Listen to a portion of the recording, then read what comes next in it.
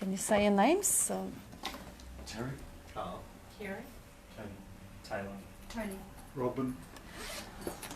Communities, they're not like, what's happening?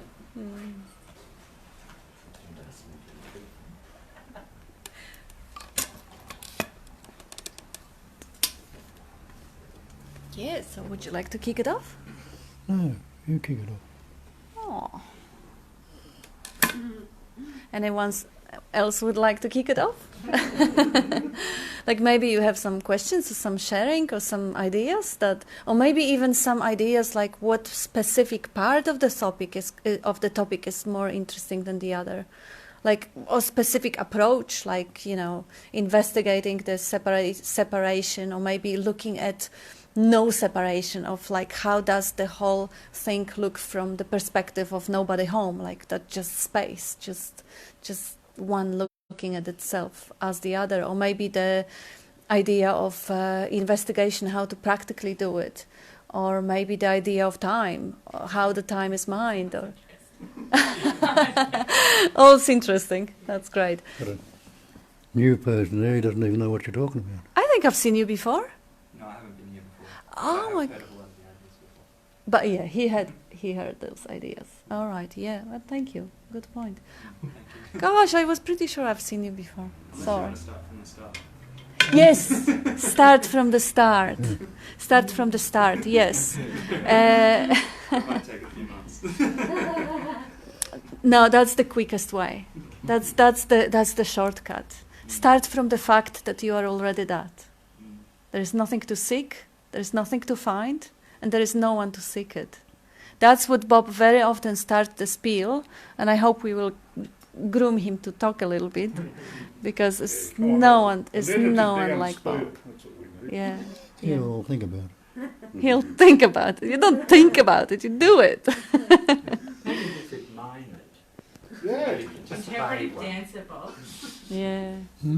Interpretive dancer instead. Shiva it. Show you.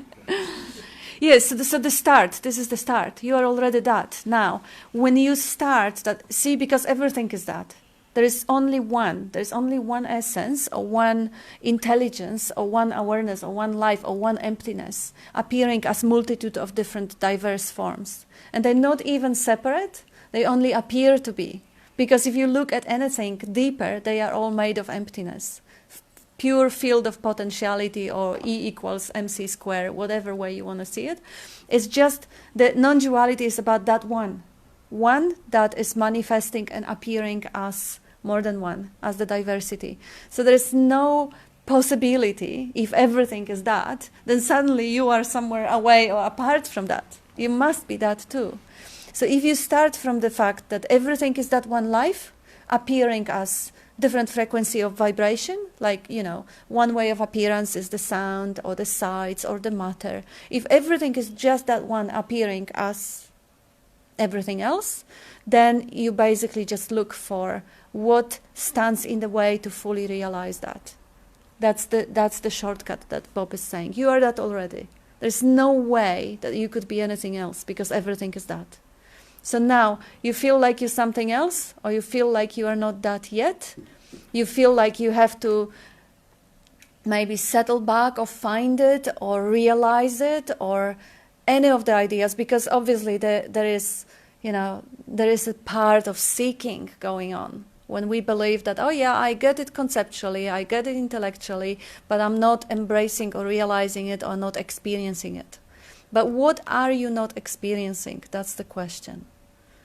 And very often people say, I'm not experiencing a multitude of bliss, orgasmic ecstasy of cosmic union.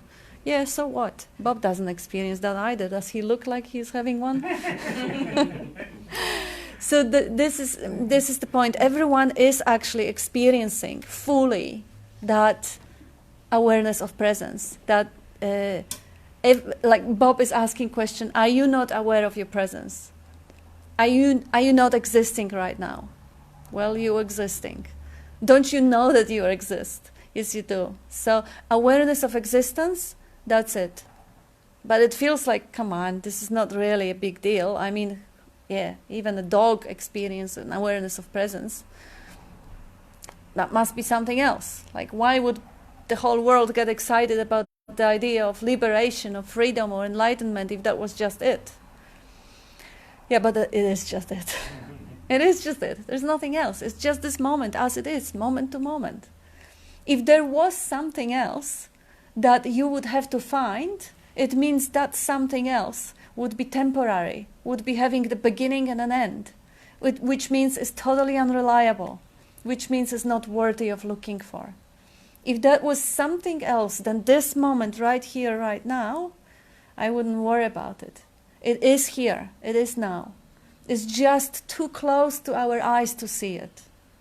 It's too close because it is all there is. Like, how can you realize or find something that is a substance of which you are made? Even the cognition, even the knowingness is made of that very thing.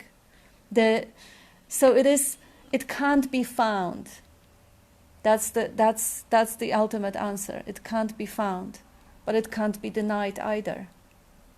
It can't be lost either. It is something that can't be lost. Something that is there all the time, but is so close that we can't see it. So this is really about finding out what stands in the way of fully realizing that awareness of presence, being here, fully shining. What is the cloud that doesn't let us see that sky-like awareness? Because they often call it this way. And we are that sky, we are that space, we are that aliveness, using the body, using the eyes to look at itself, to experience itself as the other. And there's nothing wrong in experiencing as the other when it is known for what it is. It's just an experiencing as the other. It's nothing wrong with having ideas, thoughts, or feelings or emotions as long as they are known for what they are, ideas, feelings, thoughts, and emotions. When we take them for reality, we suffer.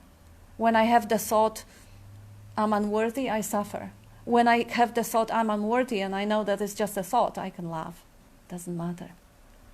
So really, what stands in the way of fully realizing that shining aliveness right now is the thought, is the idea, is the concept that I am not there yet.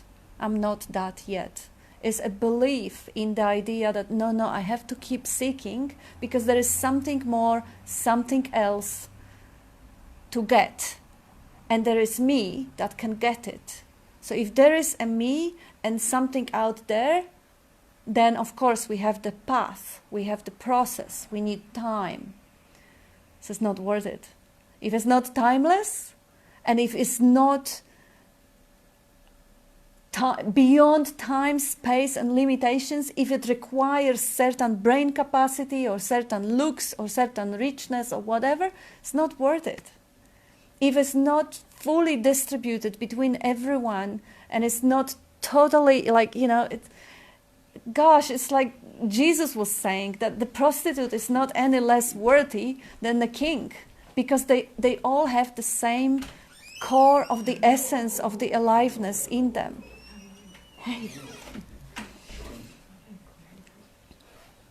So this is what we are looking for. This is what we haven't lost. This is only what got clouded by the concepts, by the ideas.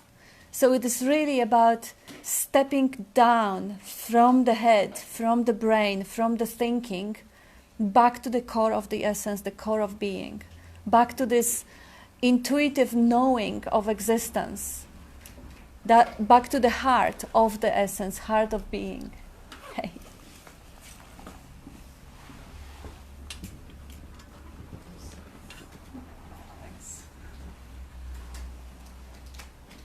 And this is not something that, again, we have to do, because it is there already. I mean, gosh, everyone is already present and aware of their existence, aware of multitude of other shit going on the sky, different clouds and different thoughts and different stories. But this base, they often call it a basic screen, the screen on which all that thoughts, feelings, emotions, all that movies appear and disappear. And all of those thoughts will be very important. They will be very personal. They will be about me. They will be painful or whatever. I mean, ideas of, I'm going to waste my potential. I'm not doing what I should be doing, or they are against me, or ouch. All that mental crap is totally redundant, is completely unnecessary. And it doesn't mean that it has to be quiet there. The crap may be going on. Just as I gave you the example, if I have the thought I'm unworthy, but I don't believe it, it just completely doesn't touch me. Like, I used to believe it for, 40 years of my life, and I was suffering like hell. But right now, when the thought like this appear, I know it's a thought. It doesn't have any relevance whatsoever. I don't have esteem. I don't have a need for one. I don't have to be worthy, unworthy, middle worthy. It doesn't matter.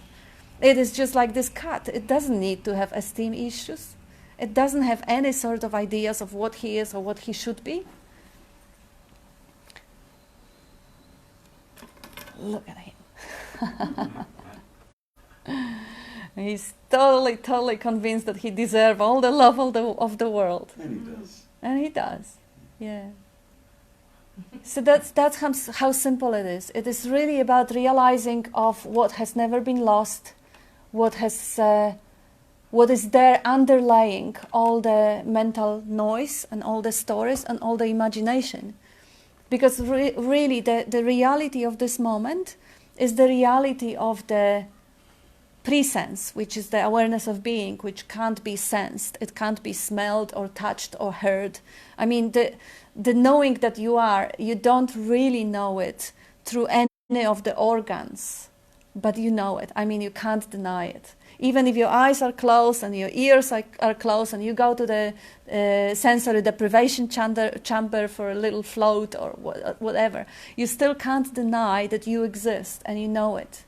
So even though it's not a sensory knowledge, it's a pre-sensory knowledge, it is known and it can't be denied. Apart from that, this moment, this miraculous moment that will never ever happen the same way, it will never be the same again. It's going to be gone and then will not reappear in the same form. It contains the content. It contains the sights, whatever is seen in the moment, whatever is heard in the moment, whatever is taste, touch, and smell. And on top of it, some mental noise is also contained in this moment. So there is a basic screen of awareness of being. And there is a content of senses. And now, since early childhood, we were conditioned to focus exclusively, almost exclusively, because we didn't go blind and deaf, but we put most of the attention to the content of thinking. And now we're missing out of the content of sounds. Like, how many of you is aware of all that cars and trams passing out there, unless we put the attention there, unless it is specifically directed? It's not obvious because we were conditioned to, like we have, let's say, 100% of attention. We put most of it into our thoughts, and it kind of make those thoughts real, serious, personal, and, and violent even. Dangerous. You know, the one thought can make you suicide. A thought. That's shocking. But apart from that sense, because in Buddhism they call it sixth sense, the mind is one of the senses. So apart from that sense that usually steals the show, the thought comes and it steals the show, nothing else is in the field of awareness. We have 5 other senses. We can see, we can taste, we can touch, we can smell. We can be aware of every muscle on the face. We can be aware of the lips touching each other. We can be aware of the tension. We can be aware of the touch of the chair on the butt. There is so much to acknowledge in this moment that is unique and precious. But usually, the head steals the show. It's not much left for the heart. It's not much left for the gut, for the being, for the deliciousness of being, of just celebrating aliveness.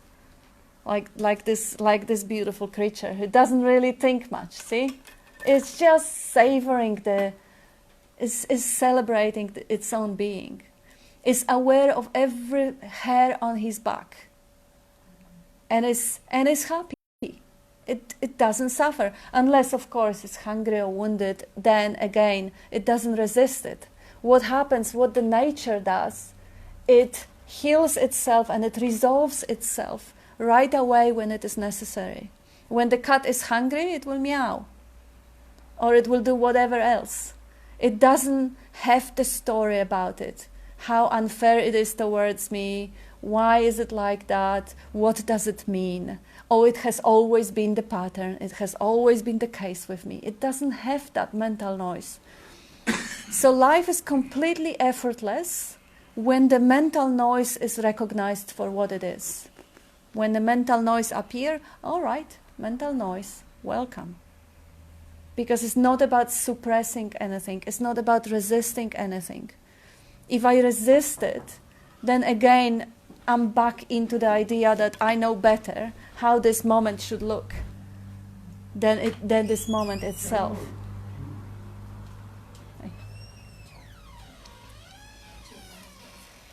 So that's the basics.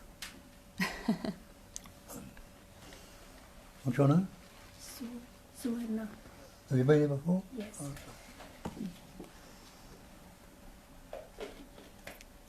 So now, any questions about that? Is there anything that you would like to add to it, or anything that doesn't really sit well? No, I think you made a really good point. It's a really good point. Which one you liked about it? Which was the good one? The most fun point to me, the fact that we're occupied with our mind and our thoughts the whole time. And meanwhile, we're not experiencing anything with our other senses. Yeah, what a waste, isn't it? It is a waste. You're absolutely right. Yeah. And it's a great analogy watching the cat. It is, they're precious, and you can watch anything around you because it's only human pattern that has this conditioning, and it is a wonderful, wonderful instrument to have this computer in the head there that can do all the calculation, all the planning. They can do all the creative work.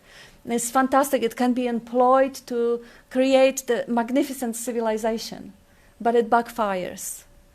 Because when it is unconditionally believed and when it is given a power in a way that it actually runs the show, that it is using you rather than you using the computer, then of course all the crazy shit goes on also. The wars, the famine, the comparison constantly, the backstabbing, the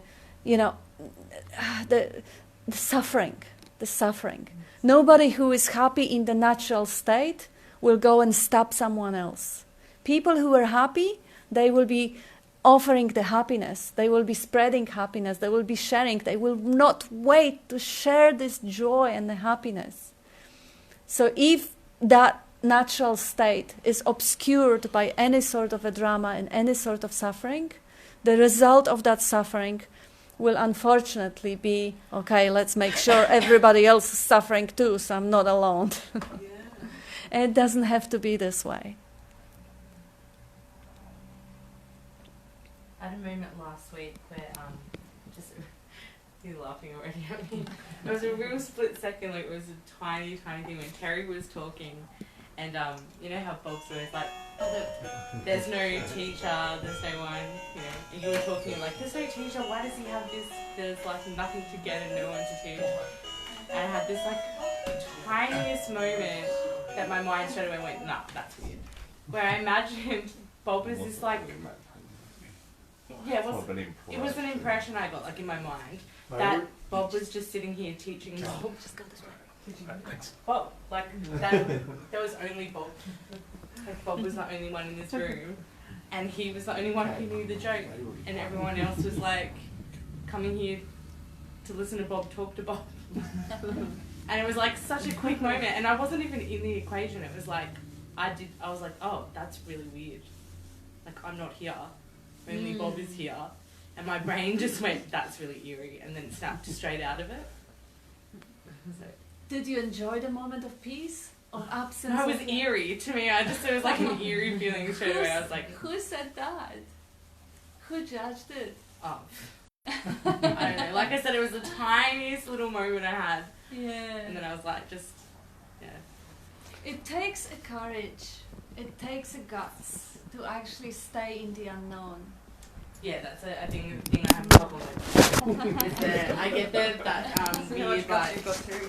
it feels alien or otherworldly or eerie, and so Yeah. straight away I'm like, Yeah, it is. It is back almost. out of it. I get the too much fun. This is too exciting. No, I don't get that. I get the fear, like the meditating thing where I felt like the space was looking at me, the blackness was looking at me, and straight away I imagined the blackness had faces and there were eyes, and I was like, nah, that's fear.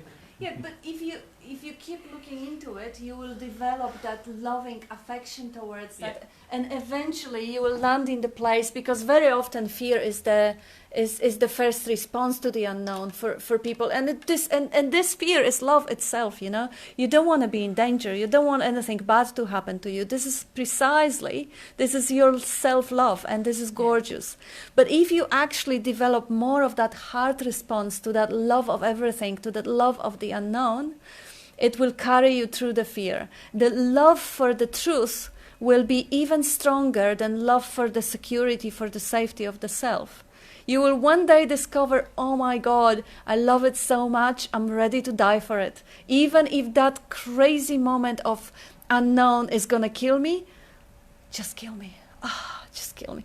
Because I'm speaking about my experience. I had this level of devotion, and when the fear came up, I said, yes, I will die for it. I just so long for that. Well, at that point, it was still imaginary cosmic union or whatever. I still had imaginations about it, what it is going to be like to be free from sense of separation that I imagined to be, it's a part of the seeking, when you actually filter everything through the mind, everything goes through the imagination, and then experience only opens up for the moment. I know it'll open up. I totally get that. It just already happens so does. quickly that you're just shocked by it. And my first response is like, It's amazing how it already happens to you, how it already opens up more and more. Bob has something? What we're talking about. Yeah, it was so funny. I looked at you, you were just smiling, and I was like, you smart ass. And I was like, you're the only one who knows that you're talking to you. So you had a taste of what I often say at the start of the meeting. I'm not talking to anybody. Yeah. I'm not talking to any mind. I'm talking to that I am that I am. And I am is not Bob or anybody else. It's a sense of presence that translates or expresses through the mind as the thought I am. Just to this, nothing else. That's the natural state, recognising or knowing itself. And you know what the natural state is? What they mean by that? As in nature. Look out there in nature. Galaxies forming out there, stars, Earth moving around the sun, seasons coming and going. Is there some old guy in the sky doing anything about that? Or it's a natural, spontaneous functioning? And in it appear all sorts of pattern shapes and forms, nama rupa, name and form, which are the false, they're not the real, they're phenomenal. The definition of phenomenal is that which appears to be, it only seemingly so. And we take on this sense of separation. But investigate, and it's so when you're seeing that, you're looking, so the natural recognition comes up that there's nothing there, but you call it Bob, call it God, call it Brahma, call it whatever you like. It's just that space-like awareness, cognising emptiness. That's the basic screen in which everything appears on. Can you postulate a thinking of anything that could be outside of space? Have a look at that, could there be? And could there be any sound that didn't come from silence? Where does the sounds go back into? The silence and the stillness of the basic screen, which is already there. And what they call this is jnana, or knowledge. And that's what they call a so-called liberated being. Anani, a knower, has that knowledge. And that's in Hindu religions. What do they call it in the West? Gnostics. What's Gnosticism? Knowing. Or recognizing. And do you know that you are right now? Not what you are or how you are. Can you negate your beingness right now? What you can't negate must be there, mustn't it? Yeah. Well, you must be that. And you heard that term before. I am that. This is that. Everything is that. And you know that everything is that. You say, that's a chair. You put the label chair on it, that's taken it away from that. That's you. You're taking the label, your name, you put on yourself. That's taken the label away from it, the name away from it. But everything is that. That's the carpet, that's the thing, that's the tree, that's the flower. And they're pointing to all the one essence that's patterning, shaping and forming and appearing and expressing as everything, everything. Totally everything. Now that's all this manifestation is made up of, things. You and I are things, which we put labels on and take ourselves to be real. And the basic space of silence and stillness is no thing. You can't grasp space or cut it. As it says in the Gita, the sword can't cut it, the fire can't burn it, the wind can't dry it, the water can't drown it. Why? Because it contains all of those things. There's nothing can contain it, including so-called you and I. We can't contain it. We try to grasp it with a concept, but we can't. That's what the Psychedelic will tell you. We try to grasp it with a concept and we fail. And he says you're bound to fail because it is non-conceptual awareness. It's awareness without any of those concepts or labels on it. And realising that, recognising that, you what would you be able to say? Well, I must be and can only be that. That's all that needs to be recognised. We've taken on the idea we're a person. And where did the word person come from? Persona, the mask.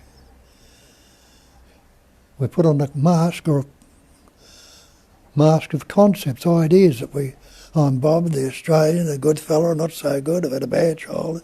All these concepts have been added onto that I. But if it's non-conceptual awareness, what good are those concepts? Are they the real? Are they the actual? And all the concept is a mental construct, a thought. What are you without a thought? Have you disappeared without a thought? Have you fallen apart? Is it the end of you? It's not. Your heart's still beating, still breathing, hair and fingernails are growing, food's being digested. Everything is happening all of itself. Even the thoughts come up spontaneously. But we're related to this conceptual image of a person. I think. And as soon as you say I think, you've formed a subject, a thinker. And I think this thought, the thought becomes the object.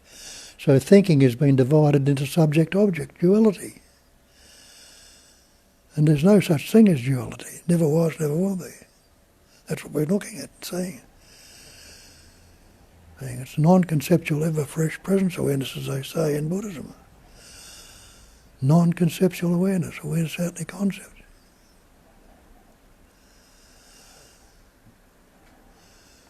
All that needs to happen to it is to be recognised, and you've cognised it long before now. You've had tastes of it different times in your life where everything's fallen into place. Seemingly gets obscured and we lock into the personality again. So when they say recognise, it's recognise it, not finding something new, seeing what's always been there and recognise it. And you will if you have a little bit of a look. That's what we say, start from that fact that you are already that. You couldn't be anything else as Cat was pointing out. There is only that. Seemingly gets obscured by the thoughts. Have another look. Who is this happening to? Is this happening to this conceptual image, me, or I that I've got? Now can a conceptual image see, hear, taste, touch or smell? It can't. But the seeing, hearing, tasting, touching, smelling, the functioning is going on, naturally and spontaneously. And there's no personal doership whatsoever. And that's hard to swallow if you've never looked at this, because we've been conditioned to believe we are a separate entity, a person. Our schools, society and nations all reinforce that belief. And as soon as we learn the words, we start reinforcing it ourselves. And we've reinforced it every day of our life from then on, until we start looking at it. And that's when I say the false cannot stand up to the investigation. And when you start investigating, you see, you recognise the falseness of it, and it'll fall apart. And what are you left with? The truth. And isn't the scriptural saying, know the truth? Know, make it the knowledge, and the truth will set you free. What are you free of? You're free of the belief that you're a separate entity, an individual, a person. And that's, if you like to call it, that's liberation. And you are that. Thank you, Bob. Yeah. Non-conceptual awareness. So what is it really? He used that a couple of times. Non-conceptual awareness. The knowing, but different knowing than knowing through the concepts. Different knowing than knowing through the understanding, intellectual understanding. It is not the conceptual knowing. It is non-conceptual. So what is it that we already know fully, 100%? We know it so well that we could even die for it because it's so certain. But it doesn't require a thought. When you pause the thought, what is it that you know? Do you know that you are a human if you have no thought? Nah. It takes a thought. The experience of experience that you have when you don't have thought. Experience of what are you?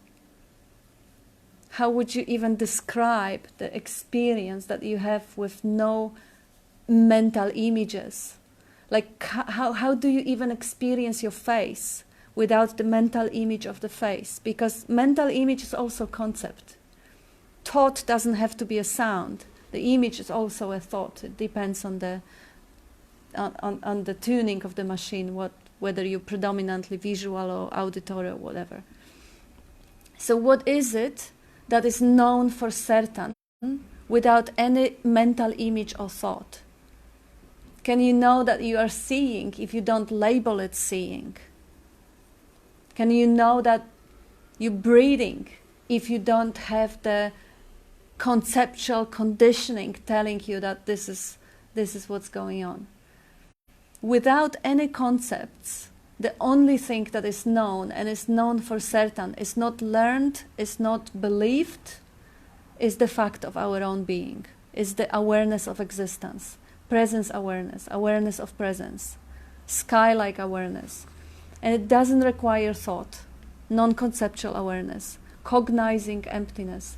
Why cognizing emptiness? Because when I don't project a body, when I don't project the image of the face, I don't have any limits. If I don't look down, I don't have any legs. I need the mental image to project myself as the inside the body or as the body. Without the concept, non-conceptual awareness is I exist. What I am? I don't know. I need the image. I need the concept to know what I am. But to know that I am, I don't need the concept. I don't need any concept, any idea or any image to know that I exist. But what I am, I need the concept. So if I really want to know what I am, I just have to drop the conceptual knowing. I just have to drop any ideas. Now, what I'm left with is the awareness of being. What is it? Wrong question. Why is it? Wrong question. I mean, there are no wrong questions. They are just questions. So if the questions come up, that's fine. Recognize it for what it is, a question. See who is asking it, who wants to know. And then you will realize that the question is just a question, is the thought floating in the air. So non-conceptual awareness or cognizing emptiness. Emptiness because if I don't have the concept or I don't put any idea or image on myself, that's what I can only say. I am. But what I am, where I am, why I am, I can't say. So none of the greatest sages ever defined themselves. They would use pointers. Yes, I am the world. I am the awareness. I am the everything. I am the Brahman.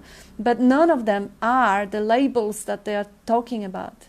None of it is it. Bob calls it intelligence, energy, or life, but that's just a label. That's just a pointer. Or space, cognizing emptiness, space that becomes form. So if you want to find out who you are, you can go and get a concept. But if you want to find out the truth, forget about finding out the answer of who you are. You'll never, ever, ever, ever figure it out. Bob has no idea what he is or who he is. Nisargadatta had no idea what he was or who he was. They only know they are. And that's it. If there is no one to be curious about self-definition, that's enough. It's enough to know that you exist. If you want to know what you are or who you are, figure out who wants to know. Who is the one who needs the definition? Who is it within? Who is it who is asking the question? Am I the... What am I? Oh, who really wants to limit and isolate and separate itself from the totality? Because when the question, what am I or who am I, disappears, and I know that I am, and I don't have the concept that I'm only within the limit of the skin, and outside the skin, this is not me. This is all thoughts. Like Bob is illustrating it beautifully in the spiel when he says, when he talks about the little child growing up, and parents are telling him, this is chair, this is carpet, and you are the little Johnny. So the definitions come up, the separation comes up. You are the little Johnny, you are not the carpet, you are not the chair. So now you are separated, you are isolated. Now, this is me and this is not me. This is me and this is the world. Now, separation. But without the concept that there is me and the other, what am I? I just am. I don't have the boundaries. And if you really sit just for a minute and figure it out, investigate it, just taste it yourself. Who are you? Like Bob said, who are you when you don't think about it? Who are you if you don't believe anything that the mind will tell you that you are? Because the thoughts will tell you, oh yeah, I'm the body, I'm the mind, I'm woman or man or whatever. But if you just push it aside, just ignore it and see what is really known and experienced for certain, what is not conceptual, and just savor it for a minute, for a moment, that aliveness, that sweetness of existence, that attention that is not dispersed into all the content, but it's totally resting in that certainty, absolute certainty of existence. What problems then you have? What questions? You just are.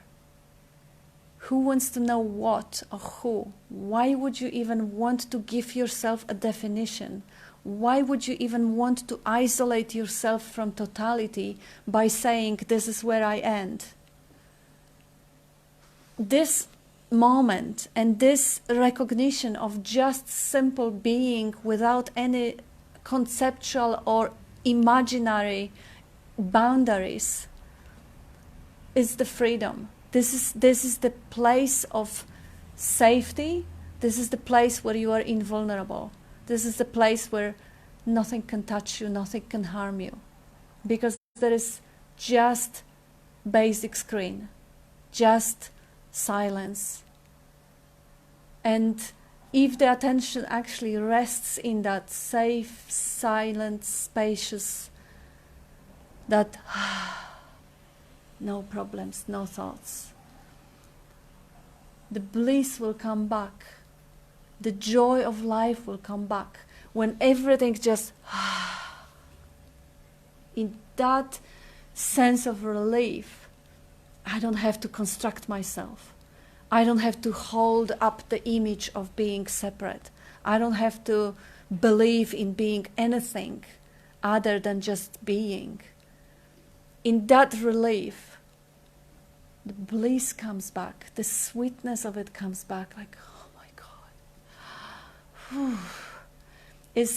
It is almost as if the Buddhists, they have this funny analogy what enlightenment is like. If you want to go 1,000 miles and you put the stone into your shoe and you keep walking and your feet start bleeding and hurting and you take the shoe off and put the blood out of it and then you put the shoe and after the 1,000 miles you just take the stone out. Oh my God. What a relief. That's the contrast. And they say if you hammer yourself in the head and you stop it. You stop it. Stop hammering yourself with that identity, with that falseness of the thoughts. I am separate, I'm unworthy, I'm a woman, I'm only human. Bob is using it. After all, I'm only human. Why that label? Why that concept? You are. That's something that is for certain. Nobody told you. Nobody taught you that. This is not a belief. The fact of existence is not a belief. Being a body is a belief. You learned that. Cat doesn't have a clue that it is a body. Being a person or being the mask of identity, the persona, is a belief. We learned that. We were brainwashed to believe that. We are believers of being something other than just pure being. Like if we are pure being, the expansion that it brings with it is just... And that's how it feels, how life feels when it is not contracted and confined and limited by this conceptual image that we put upon ourselves. I'm the person, I'm the body, I'm unworthy, I'm whatever, and my future is uncertain, and my parents don't love me, and I had a bad childhood, or I was traumatized, and I. All that self-obsession, all that self-construct that the pure being is wearing on itself and is limiting itself. How cool it is when this construct is actually recognized. Okay, that's just a construct, that's just a tight jacket. If I take it off for a moment and I just experience how it is to simply be, just... There's nothing going on in the head. No ideas. If the ideas come, okay, that's just ideas. The concepts, the identification comes, okay, that's just the movement. It's just like the movement in the space of hearing. There are sounds coming and going. The same movement is happening in the head. The thoughts are coming and going. It's no difference. They're not my sounds and they're not my thoughts. They just come and go according to the conditioning, according to the brainwashed, to what we believed, what we were conditioned to believe since childhood. The thoughts appear according to the environment, according to the religion, to the upbringing, the diets, the climate, the food, the everything. But they're not mine. This is the thought machine. And that is resonating with certain thoughts. And really, there is nobody there that is choosing the thoughts. There is nobody there who is acting upon the thoughts. There is really nobody there. Nobody found any entity, any dwarf or Santa Claus or any entity or any fairy there that has anything to choose or to do or to experience or to... Really, it's just life. It's life expressing as thoughts, feelings, emotions. Awareness, the screen of awareness. Nobody home. Just life. Now, how would that feel if you get off the way and you leave your eyes for the life, just pure life, to look around and see? Now it's not me seeing, it's the life. Oh my God, this is exactly what I, life, want to see. Beautiful. This moment is never gonna reappear in the same form. Give your ears to the life to hear. All that sounds, oh my God. Life is showing itself to itself. And give your heart to it, because that makes everything so much easier. If you give that all the body, just get off the way. and let life experience whatever it wants. It wants to experience a little bit of pain. You're welcome. Don't resist anything. Don't resist. Resistance is suffering. Resistance is, Bob calls it, uneasiness or disease. This is how we create the so-called psychosomatic diseases, by resisting what is. And we're not creating it. It's a conditioning creating it. There's nobody there. You think, okay, Bob doesn't have an ego, but you do. No, you don't. Ego is a fiction. It's a fiction. It's an image constructed of past events and experiences. It doesn't have any reality. It only appears real because it is believed. The moment you question it and you stop believing in it, you'll see it for what it is. Just a bundle of thoughts. It's not real. So it feels like, okay, I have an ego, I have choices, I have things to do, but Bob doesn't have an ego, so he's not going to be doing anything, he's going to starve himself. No, there's no difference. They say the only difference between enlightened and unenlightened is that unenlightened thinks there is a difference. Because enlightened know there is no difference. He doesn't have an ego, you don't have an ego, nobody has an ego. There is only a belief. If I believe in God, in external agent somewhere out in the clouds that is watching me and will punish me, I'll even have an experience of it. I will fear God, I will talk to Him, I'll pray to Him. It will be real for me. If I believe in Santa Claus as a child, I'll be getting gifts, I'll be waiting for it, I'll get excited for Christmas. It becomes real for me. So if I believe in a separate ego, it becomes real for me, completely. It becomes so real that I will be offended if someone criticizes the way the body is looking. Like, what do I have to do with the way the body is looking? It's totally not in my hands. I mean, it's not me. But if I believe that this is what I am, I'll get offended. If I think I'm my opinions and somebody challenged them, I'll be suffering because somebody challenged me. What do I have to do with the bundles of thoughts of opinions that I gathered from somebody else? So it's the belief that makes things real. If I believe I'm separate, I experience separation. If I believe I'm an ego, I experience an ego. If I believe in the earth is flat, that's another example that Bob is giving often. People believed it for thousands of years, and they experienced it. Now they believe in something else, and they experience it. So it is really about questioning the beliefs, throwing them out to the garbage, and seeing what is true in absence of the beliefs. What is left when the beliefs are gone? What is left when the thoughts are gone? What is wrong if I don't think?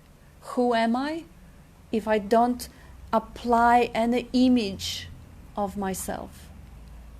Who am I if I don't construct that entity to identify with and believe in? This is experiential. It can be tasted, and it is there, underlying the beliefs, always there, always already there. There's nowhere to go, there's nothing to find. It is already there, staring in your face. It's just too close. That's why everyone misses it, because it's taken for granted. It's just like fish looking for the water, or wave looking for the ocean. It is made of it.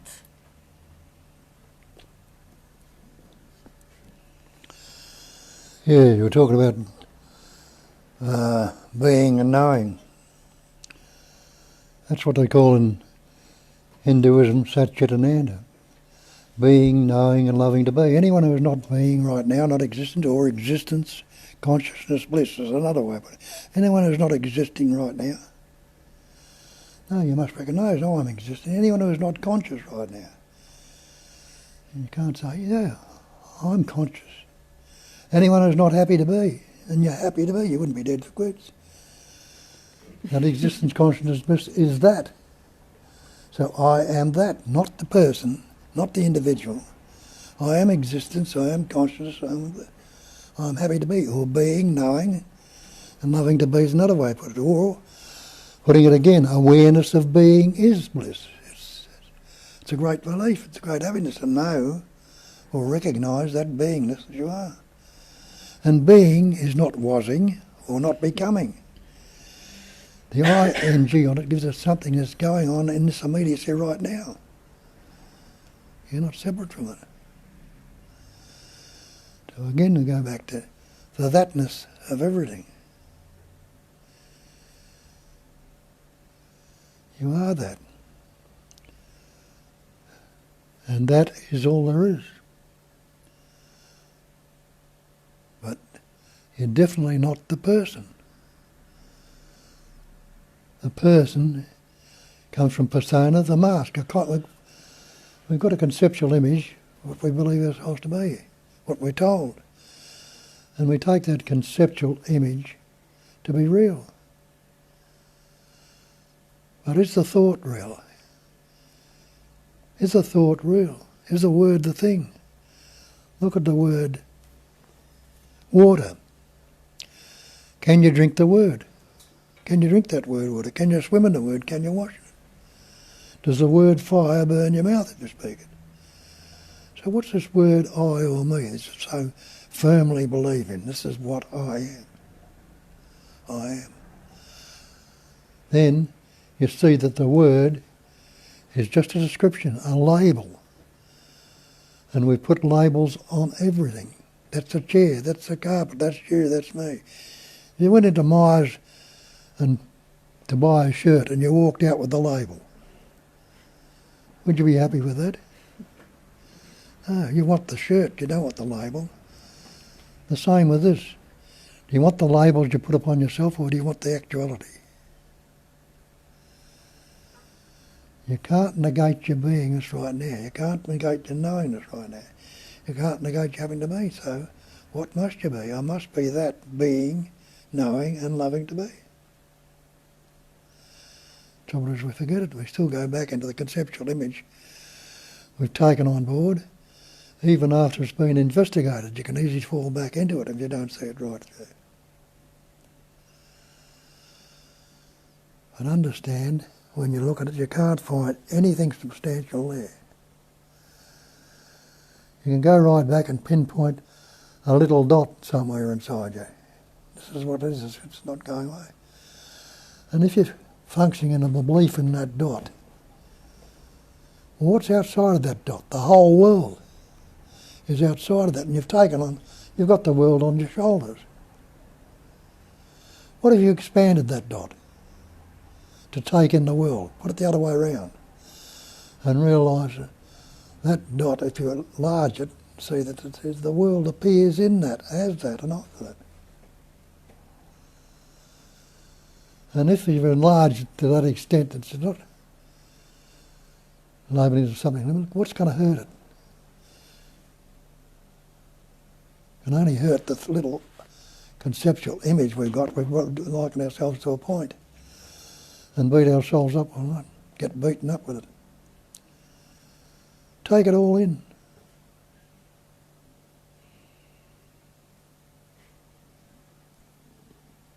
Questions, please? Anything that is not obvious? When does non-duality itself become a concept to separate ourselves from emotions, thoughts or feelings? Beautiful. So if something, we read an article on the internet, the ocean has a lot of plastic in it. How do we say that that's all one, and that itself, us saying that that itself is we're all one, is a concept in itself? How do we find action, and how do we not Beautiful. Separate ourselves from the world at large, that there's a lot how of we don't suffering. get cold of the world. Well, if everything is one, nothing needs to be changed, and let's leave it as it is. You mean this? Yeah, coldness. And Yeah, also yeah, beautiful. I love that question. Bob, go for it. Yeah, it's beautiful. How does this mind function? Dualistically. Have a look at it. It's either good or bad, pleasant, painful, happy, sad, loving, hating, positive, and you realise you can't think any other way than vibration. It's a vibration. That's all what thought is. which we put labels on, and it's always vibrating dualistically. But is there really any separation? Can there be non-duality without duality? Can there be duality without non-duality? Can there be good without bad, or bad without good? So it's only divided seeming conceptually. There's nothing ever been separated or divided from. And they take the word to be the real. As I said, the word water is not the thing. That's just a label. The word fire is not the fire. The word me or I is not what I am. So we've taken on this idea that there is dualism, but there not, it never was. And that's what I tell you, it's the one essence, vibrating, patterning, shaping and forming, and appearing as everything. Taking on all these different patterns, shapes and forms, but they're just a vibration, like the pairs of opposites vibrating as thought. A vibration is divided into the two concepts, or it's into two concepts that they're put on it, encased in these concepts. No concepts. Can you separate day from night, or darkness from light? Winter from summer, silence from sound, movement from stillness. They're all appearing. You can't say this is a static point where it begins and this is a static point where it ends. It's all transient, which I tell you. It's Maya, it's illusion, and it's transient. That's what they call you in Hinduism. It's all Maya. So what about the right action? You know, things like there is a plastic in the ocean, but yeah, there's no separation, I don't care. Well, why would you put it there in the first place? Those things happen, their appearance, they all go about because of this idea of a separate entity. You know, as I say, everybody in this room will have a concept about you. And you'll have a concept about everybody in this room. Now, if you ask yourself which concept would be right, you realise that no concept is right. So if there's no concept is right, and you see that, what would you want of the other persons? Wouldn't want anything of the other persons. You wouldn't put that plastic. You wouldn't do anything. You wouldn't rape your neighbour. You wouldn't attack the neighbouring country.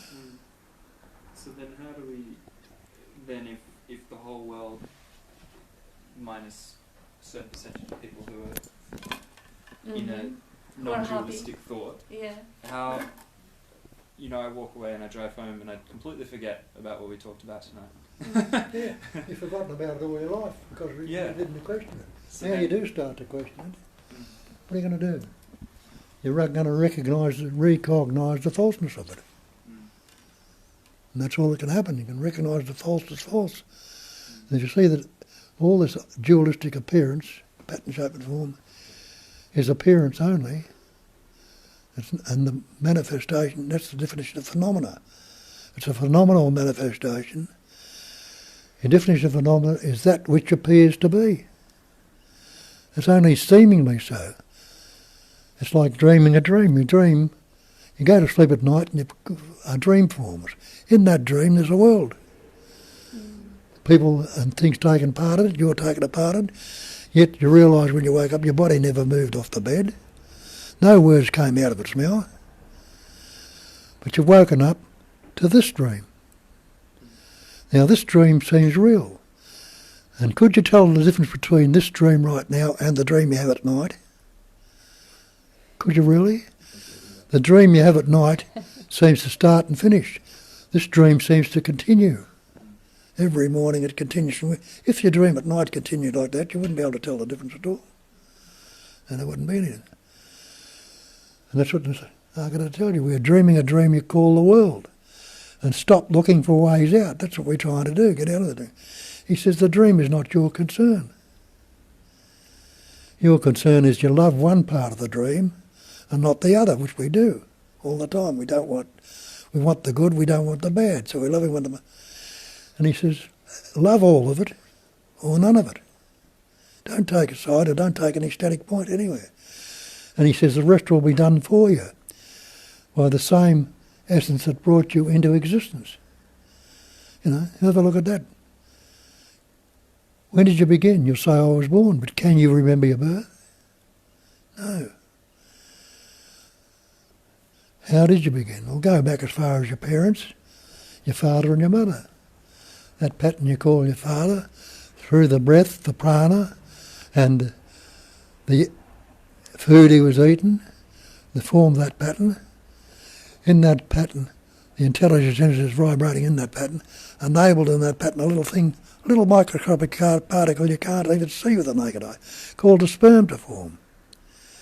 Now that sperm was suffused with intelligence. It knew what to do. The same with the mother, the life essence in your mother. Formed another microscopic particle called an egg or an ovum. Now that ovum was suffused with intelligence. It attached itself to the wall of the uterus. It wasn't floating around. And the sperm swam to the ovum. When you put it under a microscope, it has the capacity of swimming. And it, amazingly enough, it knew where to swim to. And it penetrated the ovum.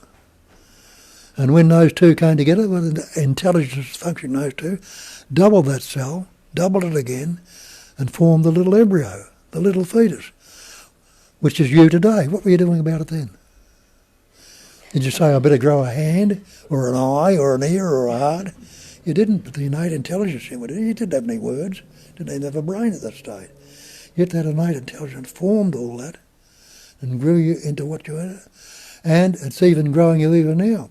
But when we reach the capacity of about 2.5, the capacity of reasoning, we start to learn words and use words. And then we put these names and form on them. We took over, and that capacity of reasoning took over, and we thought we were running the show, where we formed this egoic image. And we fixated on that, and it's been reinforced by our school, our parents, society, and everybody around us, and we were reinforcing ourselves. So it's a seeming solid, substantial thing. And when I say look and see if there's anything here, it's very hard to believe unless you question and really look into it.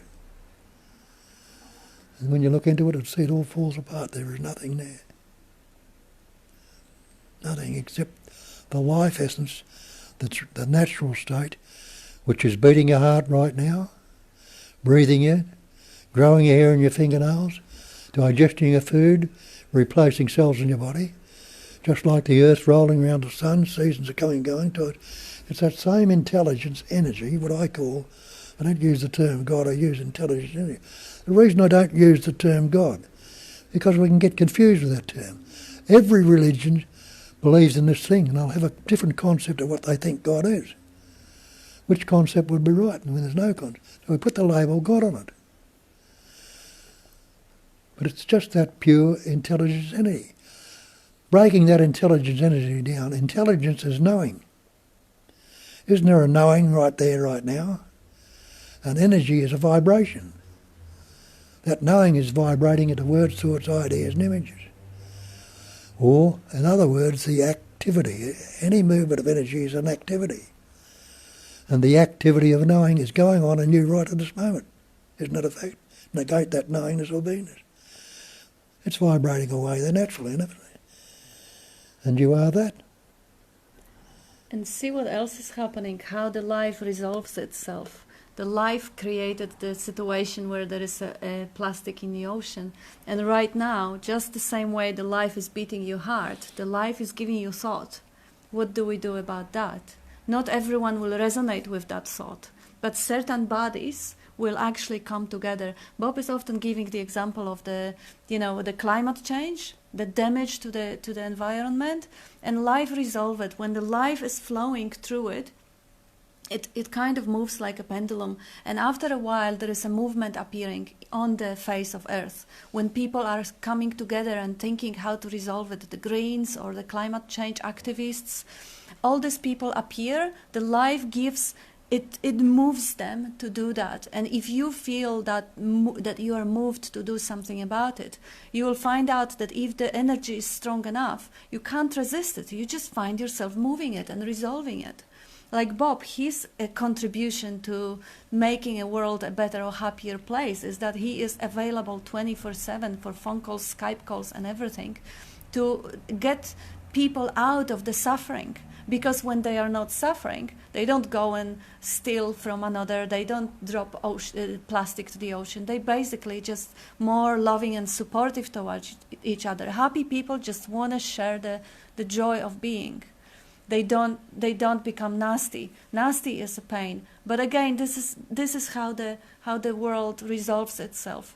And if you look at it from the space perspective, there is no room for the idea, okay, but I am a climate change activist and I'm right, and everybody else is my enemy, who is not with me is against me, and there is war.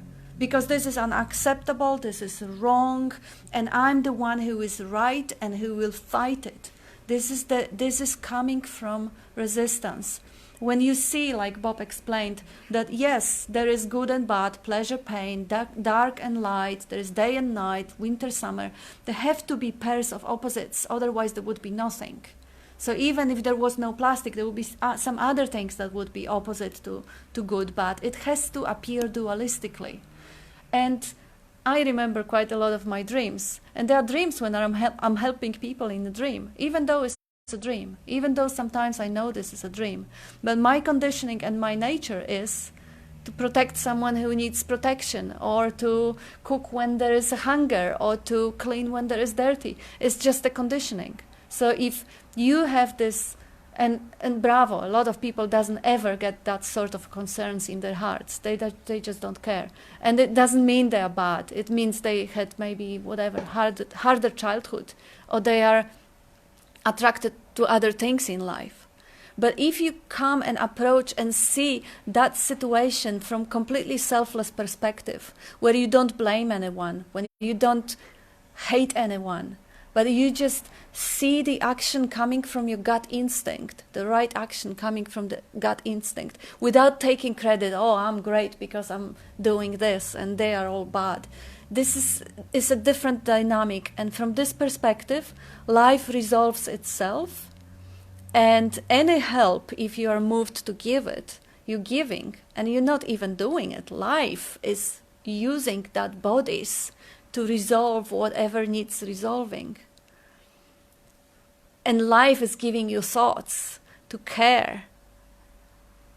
If you're receptive and if you listen, if you are sitting in a quiet space, in a space of heart, when you actually listen, when you look around, you're not preoccupied, you're not self-obsessed, you're not in a great pain, you're not in loads of problems that need urgently resolving, but you're in that quiet space, sitting in the heart and saying, what can I do for you?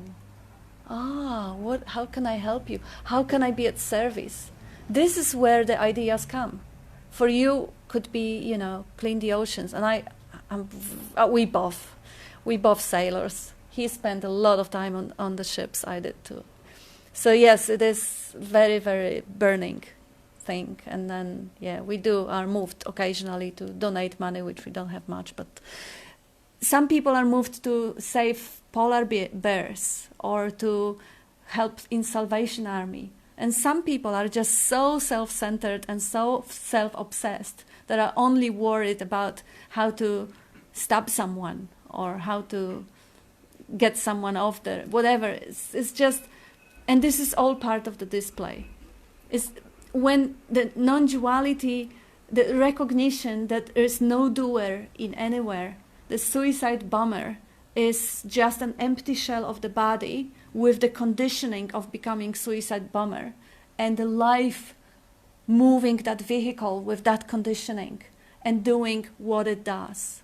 Or alcoholic or pedophile, they're all just the way life expresses in this moment. And there is pain, but there is also a beauty in that unconditional acceptance of everyone as inherently innocent, just as that one life, just as that one self. You can't hate anyone then. And if you can't hate anyone, you don't wish anyone bad. You don't go for the war. You recognize that this is the same life going through the veins of that cat or the tree or your enemy or your boss. And that recognition is so inclusive is everything is that. I am that everything. I am that is the same, is identical to everything. And this is what, in one of most famous sayings of Nisargadatta, this is where he introduces love. A lot of people hate that topic. But this is where he says, when I am everything, this is love. When I'm nothing, this is wisdom. When I'm nothing, when I understand the empty nature of everything, I am empty, everything is empty. Emptiness is playing out, and this is all mirage, this is all illusion. This is intellectual, mental understanding. Everything is nothing. This is wisdom. This is wisdom. But when I understand that because I am nothing and everything else is nothing, that whole everything is the same nothing. So I love that everything as my own self. This is love. This is where the understanding really drops from the head to the heart. And you embrace the universe, including the badness of it. Including if you dream at night and somebody is chasing you. Including the pollution in the world and including the wars. But it is all unconditionally accepted.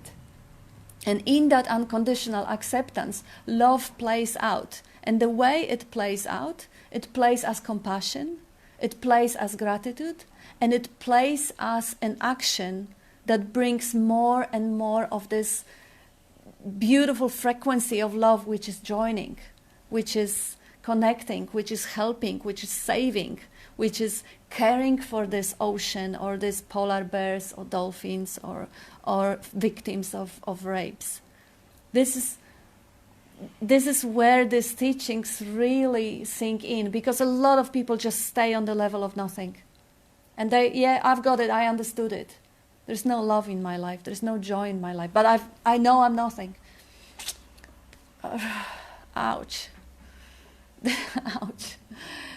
When the life is empty, when there is no joy in it, there is no love for being, Satchitananda, like Bob says, being, knowing, and loving it, appreciating it. If that part is missing, please just shoot yourself, that's a favor. I'm kidding, I'm sorry, I'm kidding. Don't, just keep investigating. Just keep looking, just keep looking. I mean, I would do that to myself, but I kept looking.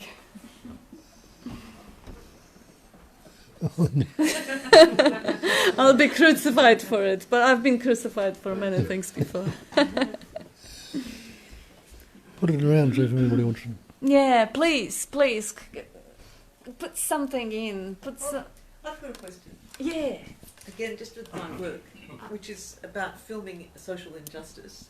And there's usually one party is the bad guy doing something wrong to another party. So From which perspective? From the perspective of the other party? Well, yeah, but, they're taking their homes and killing them and, Did you ask them why they do that? Why they kill them? Maybe they're insecure. Maybe they're vulnerable. Maybe they think this is their home.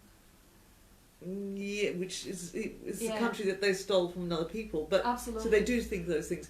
But the point is, if I want to tell that story, and I'm taking it from the perspective of... You're taking sides, No, well, in the story I need to take sides. Yeah, if you need to, you do it. But as you say, that's an appearance anyway. Yeah. And your story will move someone, will move the compassion, will move love. This is what life does. You're not doing it, life does it. Just don't take credit. Right. Okay. You're moving whatever, you don't take credit for beating your heart. Life does it. Mm. You don't take credit for hearing sounds. Mm-hmm. So now, hearing thoughts, and the thoughts are telling you, go and feel this. That's just the same as sounds, The thoughts are directing your actions. Mm-hmm. Mm-hmm. Life does it. Wonderful. Just be at service. Just give your body to life to be used. Which you do anyway. Yeah. Okay. You don't know what you'll do. Yeah, that's right. Yeah. You don't know what you will do. What's your next idea or thought? You said you Yeah, say it, say it. Keep that thing away from me. So. Oh. He feels pressured every time you stick it in his face. Yeah. I know, I'm sorry. No, you're not. She's not Yeah, wrong. yeah, he's right. I'm not too sorry. I want him to speak and I want him to be heard. The smart ass Bob that I had imagined last week. The little trickster. Yeah, I know. What were you going to say, Bob? What was that? I didn't hear that last one. I said, this is the smart ass Bob I remember from last week when I had that moment. The little trickster Bob sitting there smiling like that. That's the smile that I had in my head. Yeah. That I know something you don't know yet. Like, no. I guess it comes down to the question, is there a natural morality? Isn't it? That's sort of what you're looking at, isn't it? No, I'm looking at. My opinion is that there's not it's not a situation that's just. Yeah, but I mean, where do you make that decision from? Where do you make that judgment from? Well, from my conditioning, I think Yeah, killing somebody is bad. Yeah. Like, I think I know what you're talking about. Yeah. I probably agree with you. But Yeah. Yeah. And then, taking their home as well, away from them after you've killed them is really bad. Mm. That's the judgment, isn't it? Yeah, it is. But did you really hear both sides? Bob's? Both. Two sides. Both. Like, Bob was telling me that over the years there was a lot of people who were rubbishing him for things that he said. Any words. I have a lot of arrows shot in my way too. But did they ever hear me? No, they have assumptions. Did they hear Bob? No, they have assumptions. They go with the assumptions. Did they hear Jesus, what he had to say? No, they had an assumptions and they crucified him. So now there was this guy, Rosenberg or something, that created the idea of non-violent communication, when you actually ask them what are their needs. Because people who are happy, they don't go and attack someone else, they don't go and rape and kill. They are inherently already wounded and suffering and in pain. Now, if their pain was heard and was perhaps soothed in one way or the other, if they were helped, maybe they wouldn't have the urge to go and rape and burn. See, happy people don't do that. They are unhappy. They think they're lacking something. They believe maybe they're lacking a territory, or they're lacking oil, or they're lacking, they in the state of lack, of insecurity, of not being enough, and they believe that if I have more oil and I steal them from somebody else, then I will be, eventually I will be safe and worthy. This all comes from this, what Bob says, the ego, the sense of insecurity and vulnerability, sense of separation and unhappiness. Can I ask you a question, Kat? Do you think that the cultural, I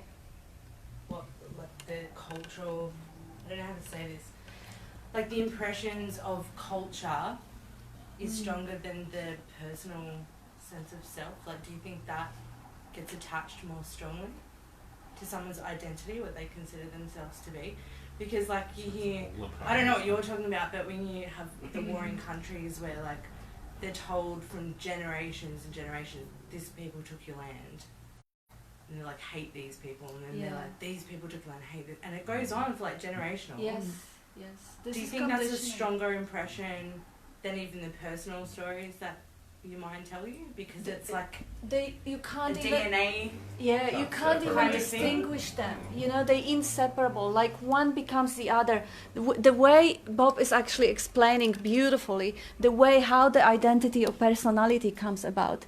It includes the conditioning, it includes the culture, it includes the religion, it includes the race. It includes even very subtle, invisible beliefs that your parents may be harboring about.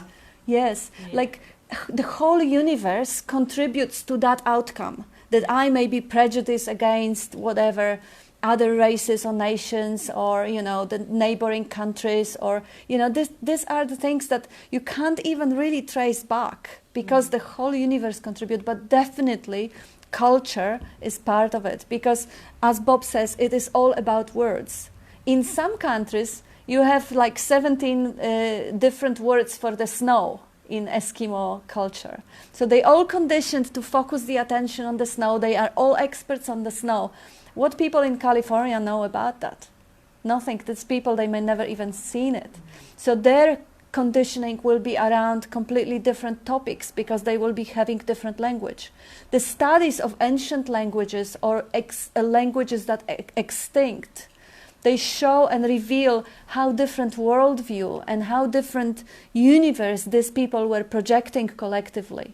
They were experiencing magic, they were experiencing like miraculous healing, because of their language and because of their beliefs and because of the conditioning. So yes, the culture is totally part of the personality. It's all mind stuff. All mind stuff. Even the shame that we carry around sexuality, that's cultural, and how big impact it has on the growing young person. Or the fashion. Like this century, there is a fashion of being kind of liberated sexually. A couple of 100 years ago, the fashion was that you shouldn't even show the pleasure. These moods, the collective cultural moods. This time that we are growing up, women should be liberated and should have jobs and careers. 300 years ago, they shouldn't even have the right to vote or education. They had different roles. And they would have different language, and they would have different outlook on themselves, different self-conceptual image. So it is all included, all mind stuff. Everything conceptual, everything on the level of beliefs. And what's wrong with right now if you don't think about it? Ask yourself that and see what you can say without a thought. And Banki, a Zen monk in the 16th century, he says everything is perfectly resolved in the unborn Buddha mind. He called it the unborn mind. Now before you could start to reason, wasn't things resolving in themselves? Your parents were looking after you and everything like that. Nature resolves itself. And that's when our problems start, when the mind was born, when we learnt words. At about the age of 2, 2.5, or somewhere like that. Before that, little child, if he's hungry, he'll cry. If he's happy, he'll gurgle. Might say it's what a seeming chance, but he's not bound into it for days or weeks. He'll change. He'll be crying one minute and laughing the next. But leave everything as it is. And the mind wasn't born till you're about 2, 2.5. Understand that? Till you learnt words. Yeah. Before that, nature was resolving itself. Out there in nature where there is no mind, no thinking, Earth rolling around the sun right now, we're facing away from the sun, so it's dark here. On the other side it'll be light. You think the Earth is caring about that? Or the sun? They're not. It just happens spontaneously. It all goes on here when we discriminate with words. And that's what it tells you in the Bible. In the beginning was the Word. And you had no beginning until you learnt words. The first 9 months you're in the womb, and the next 2 years before you learnt new words, there was no beginning for you, because you don't remember it, you can't say. In the beginning was the Word, and the Word was with God. And the Word was God. That's all that God is a label or a word we put on it. We call it God. Call it Brahma, Vishnu, Shiva, Buddha, or God knows what. All sorts of labels we put on it. But they're only words. I'm just pointing to that one essence that you are. That is the one essence, and everything is that, and you are that, everything else. We learnt words. The word's not the real. Believe in the words. We suffer. What suffering is there when you're in deep sleep? Where are the words? They're in abeyance. As soon as you wake up, what happens? Words start again. And all yesterday's problems, or the conceived conceptual future problems of the day come up through the word. And we beat ourselves up with the word, which is not the thing. Words can be very useful. They're not the enemy. We've taken them to be the enemy. But they're not the enemy, they're very useful. But they can be self-destructive too when we believe in the way they're functioning in the opposites. When we're utilising the word, it can be very useful to build something or do this or do that. But when you say, poor me, I'm not good enough or I'm fearful, causing all these conceptual images on, we're beating ourselves with the word. Something that's not real. Continue to do it if you want. But a little bit of investigation and see for yourself, it falls away.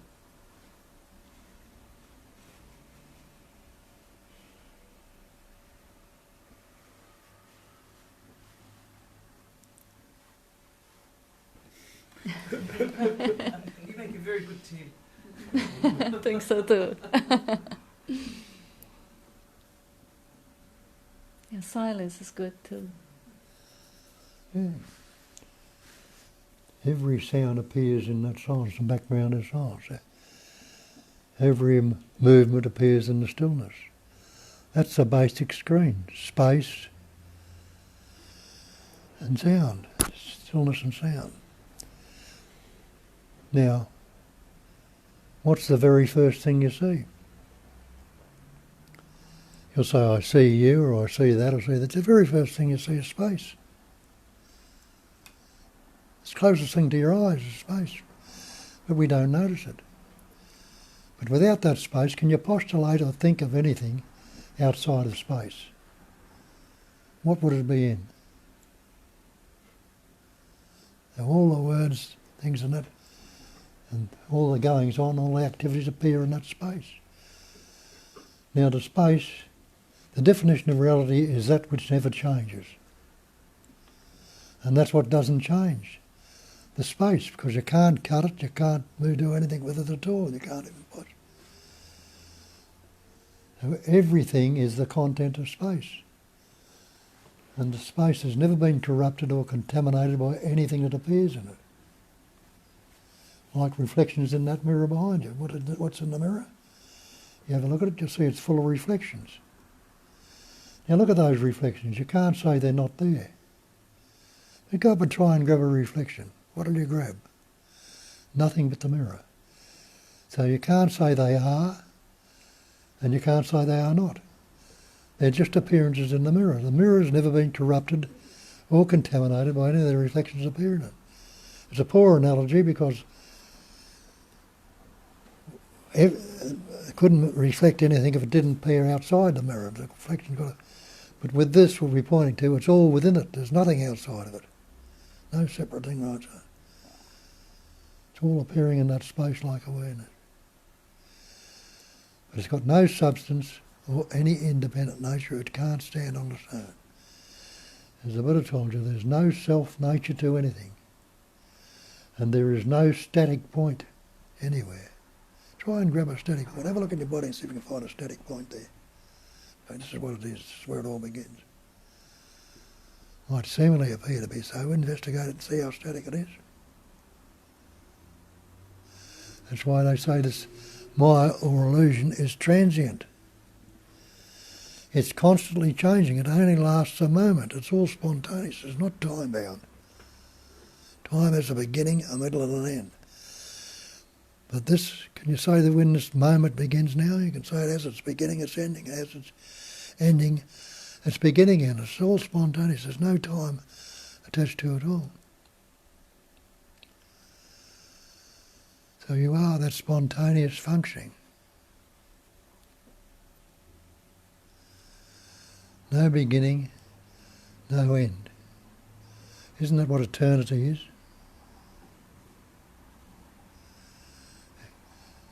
We think it's 1,000,000 light years or something like that, but that had a beginning somewhere along the line. It'll have an end. But when does this moment begin? Find a static point where it starts. And seeing it's transient, everybody in this room is not the same person that walked into this room. There's thousands of cells dying in that body right now and being replaced. You don't realise what is happening. So your body's changed. And even the thoughts you have might have changed. You might have heard something So it's all transient, nothing static. So that's eternity. Nothing changing.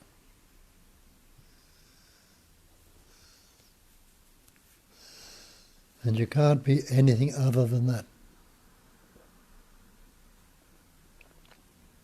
Try it.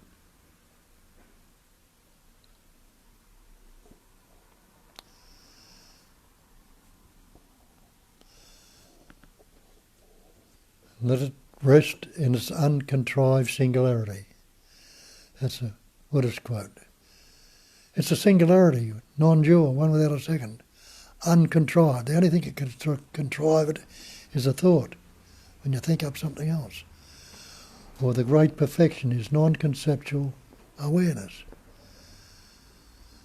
Drop your concepts, thoughts and ideas off that awareness, and that's the great perfection. If it's perfection, what can you add to perfection? Nothing. If you could add something to it, it wouldn't be perfection. What can you take away from it? Nothing. If you take at least a little thing away, it wouldn't be perfection. So you are that which nothing can be added to, nothing can be taken away.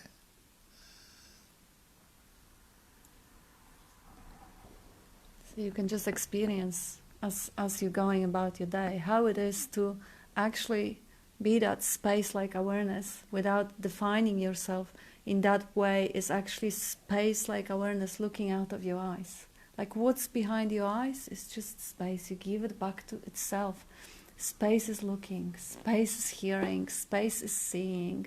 And the self-definition or the conceptual image will come back. It's just park it aside and just look at this moment as space, as what you are. Without definition, as that I am. I am is looking out. Existence is hearing, seeing, tasting, touching, smelling. Then nothing's personal and everything's easy. It's habit will come back. That habit of assuming the personhood or identity, or habit of translating and interpreting everything as relevant to me, happening to me, for me, or because of me. If that habit is recognized, and it takes probably a little bit of reconditioning because it has been conditioned for so long time, that one recognition is probably not going to be enough. It has to be recognized moment to moment. But if you actually attracted to this, if you are resonating with this, that attraction will take you to the point when you will actually, you'll look for more of that frequency. You'll look for more of that stillness, that heart essence, that recognition. And until the point that looking is not required anymore, because what's looking is exactly what you're looking for. So the seeking drops off. When the seeking is there, yeah, keep seeking. Who's looking? When the seeking drops, it becomes just this. So it's time has caught up with us. Yeah, so thank you everyone. Keep looking. Thank you.